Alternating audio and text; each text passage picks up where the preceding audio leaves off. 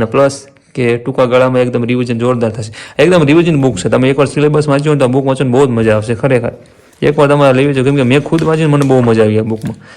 તો કેમ છો મિત્રો, મજામાં? હું અરુણ જાડો તમારું હાર્દિક સ્વાગત કરું છું એક નવા વ્લોગમાં. તો નવો કોઈ આવ્યા તો પહેલાં તો સબસ્ક્રાઈબ કરી વાળજો. અને આજે વાત કરવાની છે ગ્રાઉન્ડની. મને વોટ્સએપમાં ઘણા ફ્રેન્ડના મેસેજ હતા. આપણે 1200 કમિંગ શું છે ફ્રેન્ડ વોટ્સએપમાં કોઈ આપણો ગ્રુપ નથી, ખાલી વોટ્સએપ છે આપણે. એ હું તમને છેલ્લે આપણા નંબર વોટ્સએપ નંબર આપું, તમારે જોડાવવું હોય તો ખાલી વોટ્સએપમાં તમારે મેસેજ કરી દેવાનો હોય.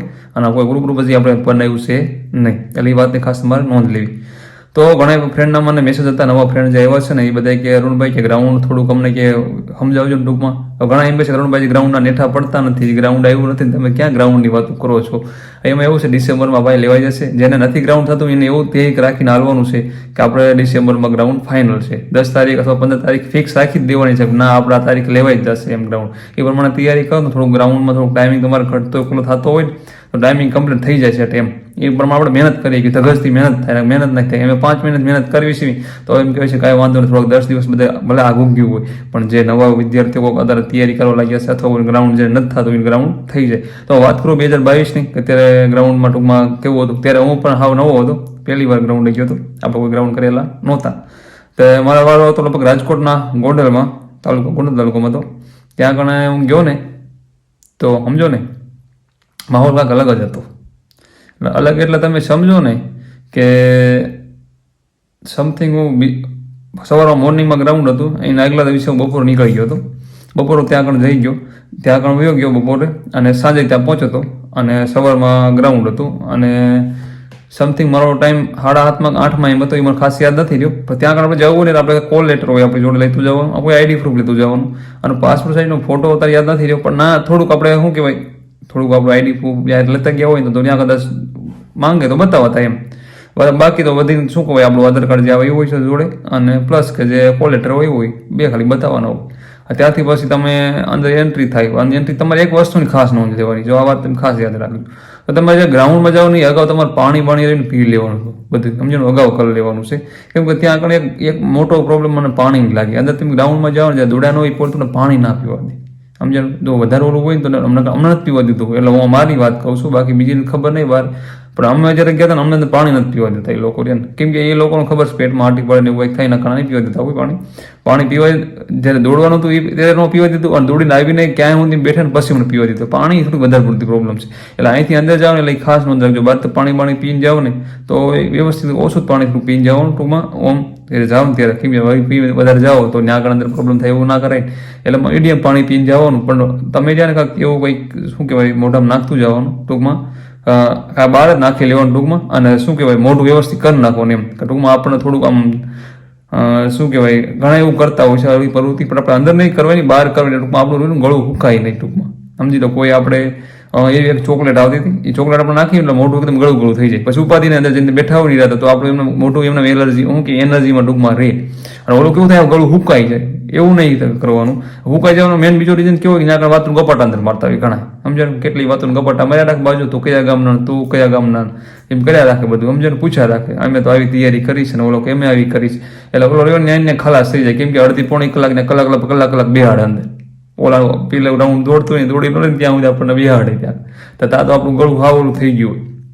એટલે અંદર જાવ ને એટલે એ વાતનું ખાસ ધ્યાન રાખવું. અંદર જઈને બહુ વાતોના ગપાટા ઓછા, મારો શાંતિ બેહવાનું રહ્યા હાવ વ્યવસ્થિત. સમજાય? જો વાતું કરીને ગમે આપણને કાંઈક પૂછે ને લાયામાં હા રાખવા. જાજી મોઢું આપણે જાજુ ત્યારે વાપરવાનું નહીં, જાજુ સીપ વાપરવાની જ નહીં. સમજો? ત્યારે આપણે ખાસ એની નોંધ લેવાની છે. એકવાર ગ્રાઉન્ડ દોડી ગયા ને પછી તમે તારે ગમે મજા આવે કરો, એકવાર દોડી જાવ ત્યાં સુધી થોડી ધ્યાન રાખવાનું છે.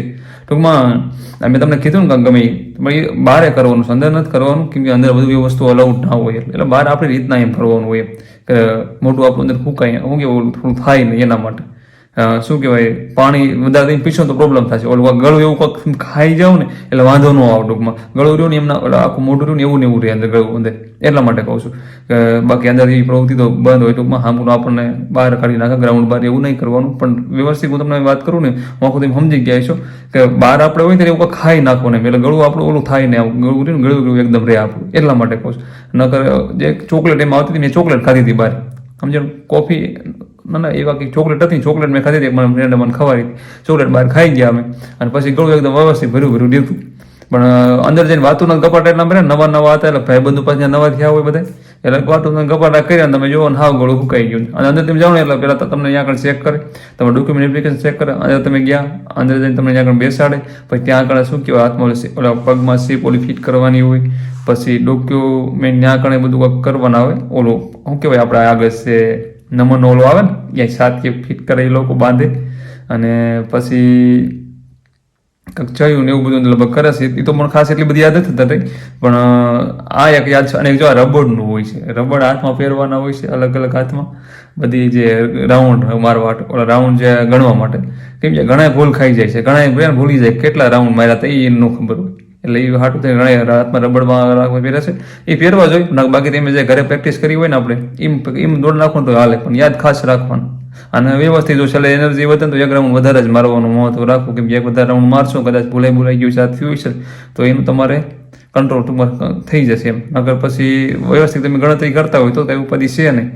અને પછી તમને દોડે સીધું પેલા દોડવાનું જોઈએ, દોડીને તમે આવો પછી અમે એક બાજુ બેહાડે, પછી જેટલા પાસ થાય એટલા નામ બોલે એટલા અંદર બોલાવો, એને ટાઈમિંગ બતાવીને સહી કરવાનું થાય, ટાઈમિંગ બતાવો ભાઈ આટલું તું ટાઈમિંગમાં તમે આટલું પૂરું કર્યું, અહીં સહી કરી હોય ત્યાં સહી કરી નાખો, ત્યાં આગળ બેસવાનું. બીજા એક આમ ટૂંકમાં શું કહેવાય બીજો પડાવ હોય ત્યાં બેસવો, ત્યાં બેસીને ત્યાં શાંતિથી સામે પાણી ને એવું બધું પડ્યું હોય, પણ ત્યારે તો વજનનું બહુ હતું એટલે પાણી પીવાનું બધાને બહુ આગ્રહ હતો. હવે વજન વાળો નીકળી ગયો, વજન તો કઈ છે નહીં, ખાસ વાતની ધ્યાન રાખી તમારે વજન નીકળી ગયું. પણ ત્યાં તમે પાણી હવે નીકળી ગયું પીવા શું છે નીકળી ગયું છે એટલે બધા ઓછું પીશે, નકર ત્યારે તો તમે જોવો ને પાણીના ડ્રમ બધા ખાલી કરી નાખે, કેમ કે બધાને વજન કરવાનું તેને એમ. તો પછી ત્યાં આગળ તમને કંઈક બેસાડે અને ત્યાં કંઈક ગુફા જેવું હોય, ગુફા એટલે તંબુ વાયા હોય, સમજો મોટા મોટા તંબુ વાયા હોય, તંબુ અંદર બધું જે કાંઈ વિધિ રહે ને બધી અંદર થતી હોય ત્યાં આગળ, સમજો ને તો તમારા શ્રેષ્ઠ માપતા હોય વજન ને આ તે એ બધું અંદર થતું હોય. પણ પછી શું કહેવાય ત્યાં તો પછી લાઈન ટુ લાઈન તમને બધા અંદર બોલાવો, અંદર જઈને એક કેટલા સેબુ બેઠા હોય એ બધા એક 6 છોકરાને એમાં ચેક કરતા હોય, સાથી શ્રેષ્ઠ માપતા હોય ને વજન ને હાઈટ ને આવું બધું ત્યાં થઈ બધી એ પ્રોસેસ ચાલુ ત્યાં થઈ જાય. પછી આગળ એક સિક્કો મરાઈ લેવાનો, એ જે આપણું ઓલી ક્વોલિટી હોય ને એમાં જે સિક્કો મારતી એ સિક્કો મારતી એટલે આપણે પાસ, અને તરત સીધું બહાર આવ્યો. પ્રોસેસ બહુ થોડી લાંબી થાય, 9 વાગી જતા 9-10 મતલબ 9-10 9:30 જેવું થઈ ગયો ટાઈમ અમારે, એટલે થોડીક વાર પ્રોસેસ એમાં એવું હતું ત્યારે અમારે ઝાકળ જેવું હતું ને આગળ દિવસો વરસાદ પડ્યો એનો મેન રીઝન. પણ એક આ ગળોનું ખાસ ધ્યાન રાખજો, ગળું અંદર સુકાઈ જશે ને પછી તમને બહુ એટલે બહુ દોડવા કેવર આવશે. અને તમે કેમ કે એક તો 5 કિલોમીટર કાપવાનું એ મોર તમારું ગળું સુકાઈ ગયું કેવી પ્રોબ્લેમ થાય, એટલે એ વાતનું ખાસ ધ્યાન રાખજો. બીજી ગ્રાઉન્ડમાં બીજી ક્યાંય વસ્તુ ધ્યાન નથી રાખવું.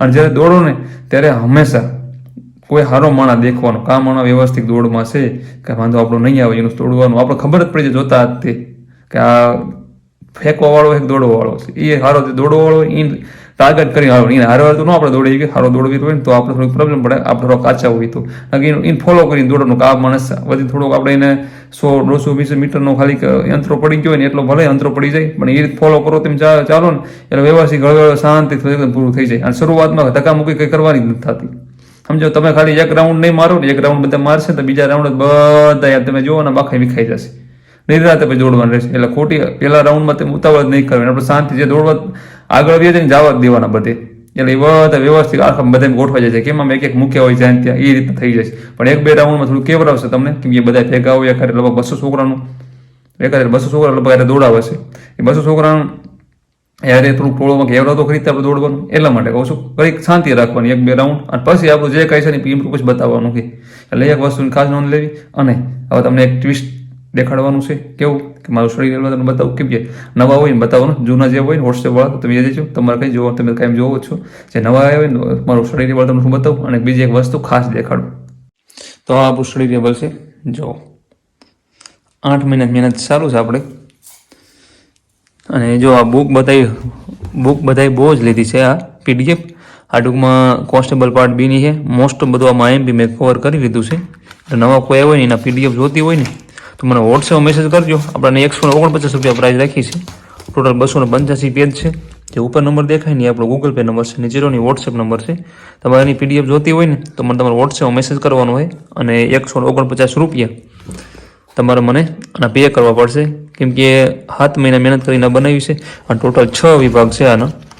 અને constable part B most of બધું વનર બેજમાં લઈ લીધું છે બધું આમાં આપણે. અને તમારાની ડેમો કોપી જોતી હોય ને તો તમને એક સબ્જેક્ટની ટૂંકમાં 6 ભાગ મેં પડ્યા છે, તમને એક ભાગ હું ફીવરમાં નાખી દઈશ, અંદર ગમે એ ભાગ જોઈ તો મને તમે કહેજો તો ડેમો જોવા તમે આવજો. અને તમારે કોઈ બીજી PDF જોતી હોય તો મારી આગળ જે પડી છે ને હું તમને આપીશ, તો તમારે જે જોતી હોય તો મને વોટ્સએપમાં મેસેજ કરજો.